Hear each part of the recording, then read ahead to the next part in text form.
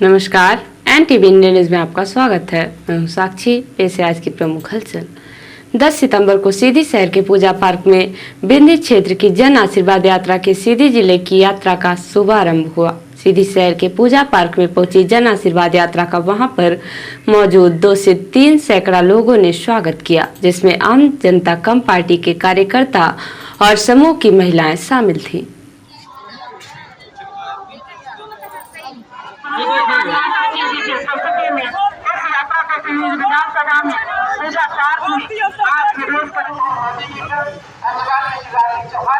पूजा park में पहुंची जन आशीर्वाद यात्रा को संबोधित करते हुए केंद्रीय मंत्री श्री फग्गन सिंह कुलस्ते ने कहा कि प्रधानमंत्री श्री नरेंद्र मोदी और मुख्यमंत्री श्री शिवराज सिंह चौहान की सरकार सेवा, सुशासन, स्वराज और गरीब कल्याण के लिए भाजपा समर्पित है।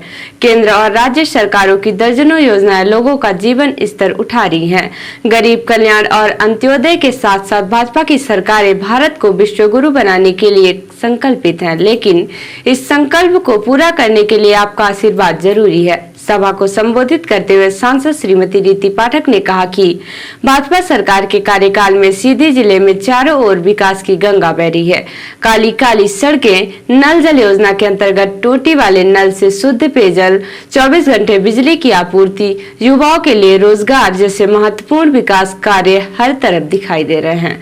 सभा को संबोधित करते हुए सीधी विधायक पंडित केदारनाथ शुक्ला ने कहा कि जन आशीर्वाद यात्रा आज आपके बीच आशीर्वाद लेने पहुंची है। भारतीय जनता पार्टी की सरकार ने विकास किया है और हर वर्ग, समुदाय, जाति के लिए जन कल्याणकारी योजनाएं बनाई हैं।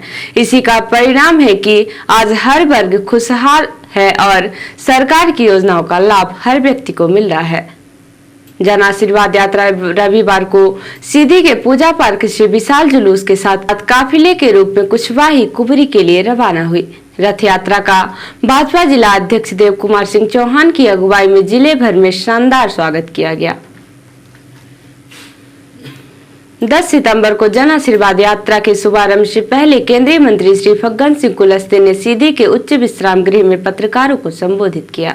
इस दौरान उन्होंने केंद्र व राज्य सरकारों की जनहित की योजनाएं तथा प्रमुख उपलब्धियों को गिनाते हुए कांग्रेस पार्टी को आड़े हाथों लिया और आगामी चुनाव के लिए जनता का आशीर्वाद मांगा। केंद्रीय मंत्री फग्गन सिंह कुलस्ते की पत्रकार वार्ता के दौरान NTV इंडिया न्यूज ने सवाल उठाया कि आदिवासी गरीबों की जमीन चली गई, जिले में उद्योग नहीं लगे, बैगा प्रोजेक्ट लागू नहीं हुआ, जिसका मंत्री जी ने गोलमोल जवाब देने की कोशिश की और कहा कि नियति तक उद्योग नहीं लगाने वाले कंपनियों की जमीन लोगों को वापस होगी। सम्मानीय मंत्री जी, आपने इसके पहले मुख्यमंत्री जी ने शोभा यात्रा इस जिले में निकाली, मोदी जी भी आए, रीवा आए, शहडोल आए और भी आपके बहुत से नेता आए, जनता को सारी योजनाएं गिनाई, लगातार गिनाते गए। आप भी आए हैं, अब आशीर्वाद लेने की बारी आई, फिर भी आप योजना गिना रहे हैं। क्या आपको विश्वास नहीं है कि जनता आपको वोट देगी? दूसरा मेरा एक और सवाल है, साथ में जवाब दे दीजिएगा। सीधी जिले में आपकी सरकार के लगभग 17 से 18 साल पूरे हो गए। इस जिले में आदिवासियों की, गरीबों की जमीन सरकार ने उद्योग धंधों के नाम पर ले ली, उद्योग धंधे नहीं लगे, कार्यकाल आपका 3 टर्म पूरा हो गया और भी कई इस तरह की समस्याएं हैं। क्या ऐसी वजह है? बैगा प्रोजेक्ट नहीं लागू हो चुका? आप आदिवासी मंत्री हैं, इस जिले में 18 साल से बीजेपी की सरकार है, बैगा प्रोजेक्ट नहीं लागू हुआ, आज भी यहाँ आदिवासी पीड़ित है, शोषित है। क्या कहना चाहेंगे आप? देखिए, जहाँ तक आदिवासी और बैगाज की बात की है, मैं कह सकता हूँ सबसे पहला आदमी हूँ मैं। हमारी सरकार, हमारे उस समय मुख्यमंत्री थे। आज मध्य प्रदेश का इतिहास उठा करके देखें, बैगा परिवार को अगर सबसे पहले नौकरी देने का निर्णय विशेष अभियान के तहत वो सुंदरलाल पटवा की सरकार में शुरू हुआ। इसके पहले कभी कांग्रेस की सरकार ने नहीं किया। इसके बाद निरंतर हम आगे बढ़ा रहे हैं। आज पूरे अगर भारत के अंदर आप देखें तो मैं उस विभाग का पहला मंत्री। जितने बैगाज हैं, PTG ग्रुप जो भी है, उनके विकास के कौन सा काम, अगर बैगा प्राधिकरण उस समय बनाया गया, बाद में जब छत्तीसगढ़ मध्य प्रदेश हुआ तो उसको फिर जिला सहयोग विकास अभिकरण बना दिया गया। देखिए, बैगाज के लिए 100% सरकार इसकी जिम्मेदारी लेती है। हमने उन गांवों को भी छुआ, उन परिवारों के लिए भी किया। आज ये मैं कह सकता हूं कि जैसे आप कह रहे हैं, देखिए बहुत भोले भाले होते हैं, अशिक्षा के क्षेत्र में भी, और जो बच्चे पढ़ गए उनको बिना परीक्षा के अगर मेरिट के आधार पर उनको नौकरियां दी जाती है। इससे बड़ा कोई निर्णय भारतीय जनता पार्टी की सरकार के अलावा कोई नहीं कर सकता। ये हमने प्रमाणित करके मध्य प्रदेश के अंदर दिखाया है। देश के अंदर भी अगर आप कहेंगे तो आज पहली बार अभी ये जो 23-24 का जो बजट आया है, ट्राइबल ने पीटीजी ग्रुप के लिए, उनके आवास के लिए, उनके रोजगार के लिए, उनके विकास के लिए, शिक्षा के लिए एकलव्य आदर्श विद्यालय अगर कोई प्रारंभ किया है भारत के अंदर तो अटल बिहारी वाजपेयी ने 100 विद्यालय प्रारंभ किया। उस समय मैंने स्वयं उस विभाग का मंत्री था। 10 साल यूपीए के समय में 2 एकलव्य विद्यालय देश भर में प्रारंभ हुए। आज अगर मोदी जी के समय देखें तो सभी ब्लॉक डोमिनेटेड, अगर कोई ब्लॉक है जहां आबादी ट्राइबल की, ऐसे पूरे देश भर के 725 ऐसे एकलव्य आदर्श विद्यालय, उसमें सीबीएसई, हमारे बच्चों के लिए आवासीय व्यवस्था, 500 बच्चे बच्चियां उन छात्रावासों के अंदर वहां पढ़ेंगे और रहेंगे। और इस बार तो हमने उसकी भर्ती की प्रक्रिया जैसे केंद्रीय विद्यालय का पैटर्न है, ठीक नवोदय विद्यालय के इसी प्रकार से हमने इन छात्रावास आश्रमों को हमने शुरू किया है।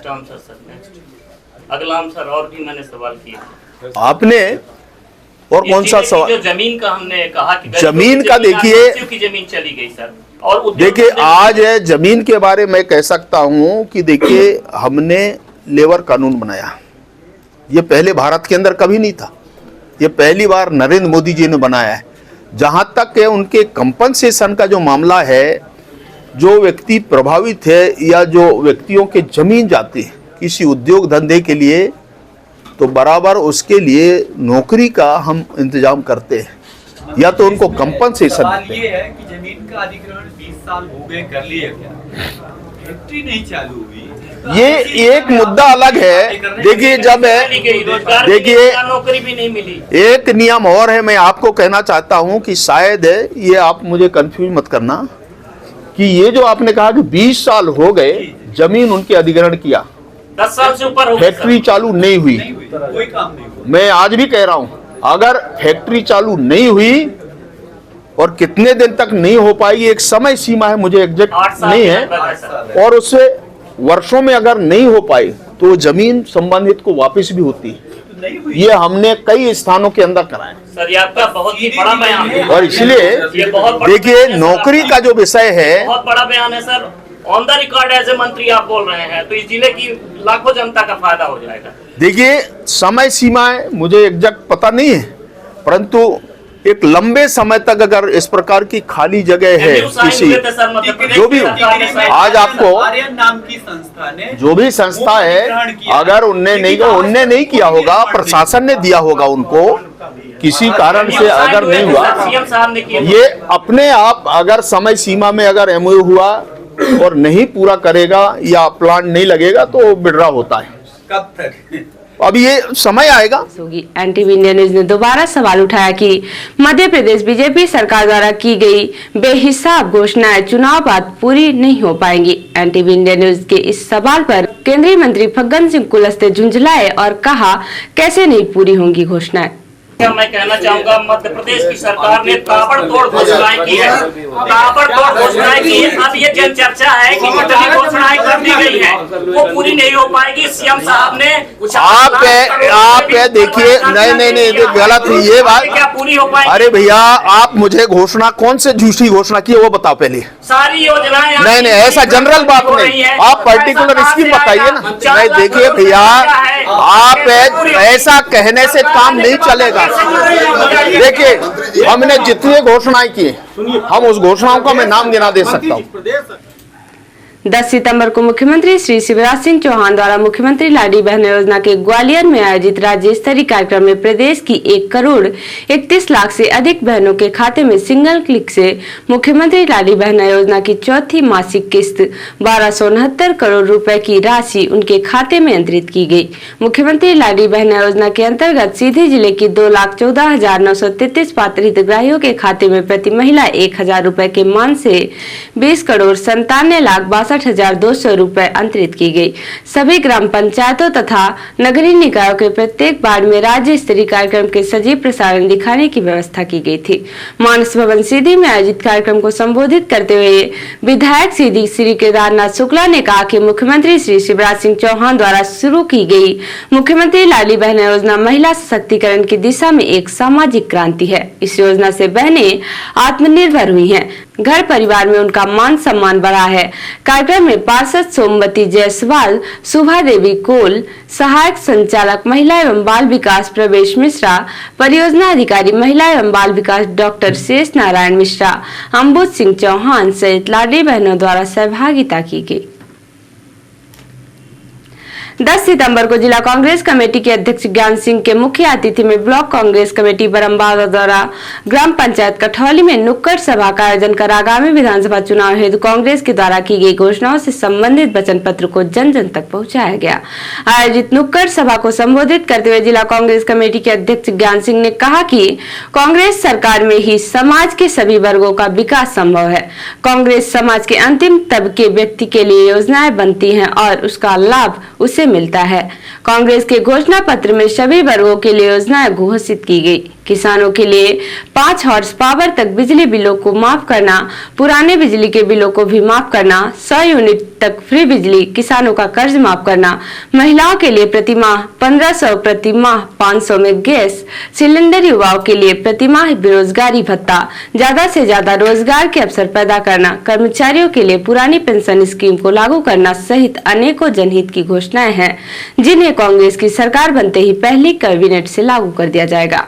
जिला अध्यक्ष ने आगे कहा कि कांग्रेस पार्टी आदिवासियों की सच्ची हितैषी है। कांग्रेस की सरकार में तेंदुपत्ता बोनस, आदिवासियों के लिए अलग से योजनाएं, आदिवासी समाज के लिए अलग से विद्यालय, छात्रावास एवं उनके बच्चों को पढ़ने के लिए छात्रवृत्ति सहित अनेकों योजनाएं कांग्रेस ने लागू की थी। लेकिन भाजपा सरकार में आदिवासियों के ऊपर लगातार अत्याचार और अनाचार की घटनाएं बढ़ रही हैं।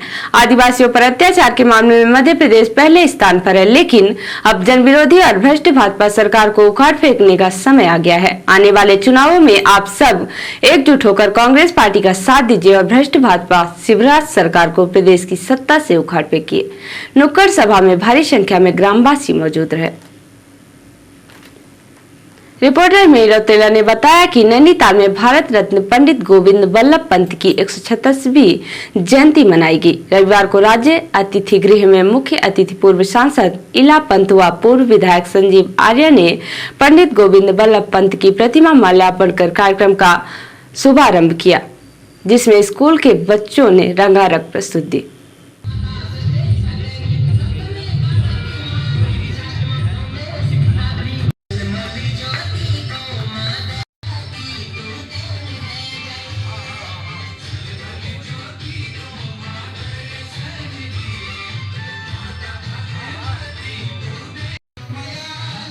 कार्यक्रम में पूर्व सांसद इला पंत ने कहा कि हमें हमेशा पंत जी के सिद्धांतों पर चलना चाहिए और नई पीढ़ियों को भी इस सिद्धांत में चलने को कहना चाहिए। हमेशा सच्चाई की राह पर चले, जहां तक हो सके गरीब और असहाय की मदद करें। बिना किसी निस्वार्थ भाव से पंडित गोविंद बल्लभ पंत एक अच्छे वक्ता, कुशल प्रशासक और समाज सेवी के रूप में कार्य किया। इस दौरान विद्यार्थियों और टीचरों को पुरस्कृत किया गया। सामाजिक क्षेत्र में कार्य करने वाली महिलाओं को भी पुरस्कृत किया गया। कार्यक्रम में बड़ी संख्या में लोग मौजूद थे। और अब पेश प्रादेशिक हलचल। ग्वालियर में सीएम शिवराज की घोषणा, महिलाएं चलाएंगी टोल टैक्स बैरियर। नर्मदापुरम से भाजपा के पूर्व विधायक गिरजा शंकर कांग्रेस में शामिल। कहा, भाजपा में लोकतंत्र नहीं है। कमलनाथ बोले, शिवराज की घोषणा मशीन डबल स्पीड से चल रही। कहा, 18 साल में बहने कर्मचारी याद नहीं आए। और टीकमगढ़ में भाजपा को झटका, कांग्रेस में शामिल हुए जिला पंचायत उपाध्यक्ष श्याम रतन तिवारी। कहा, मैं बीच में गुमराह हो गया था। और अब पेश राष्ट्रीय हलचल। पीएम मोदी ने ब्राजील को G20 की अध्यक्षता सौंपी। प्रधानमंत्री ने यूएनएससी के विस्तार की मांग की। साझा डिक्लेरेशन, भारत की कूटनीतिक जीत। रात तक यूक्रेन मुद्दे पर नहीं बन सकी थी सहमति। ब्रिटिश पीएम सुनक पत्नी अक्षता के साथ अक्षरधाम मंदिर पहुंचे, आरती और पूजा में शामिल हुए। और आंध्र के पूर्व सीएम चंद्रबाबू को 14 दिन की जेल, 371 करोड़ के स्कैम का आरोप। तो ये थी आज की प्रमुख हलचल। नमस्कार।